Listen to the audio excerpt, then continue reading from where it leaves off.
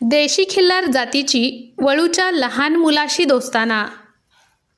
दक्षिण सोलापूर तालुक्यातील लवंगी येथील पुजारी यांच्याकडे देशी खिल्लार जातीचा वळू असून तेही लहानच आहे. त्यांच्या घरातील लहान शाळकरी मुलाचा आणि या लहान वळूचा जणू छानसा दोस्तानाच जमला आहे. हा छोटा मुलगा त्याच्या गळ्यात हात घालतो, त्याला खाजवतो. इतकेच नाही तर तो वळू त्याला मुकाही देत असतो.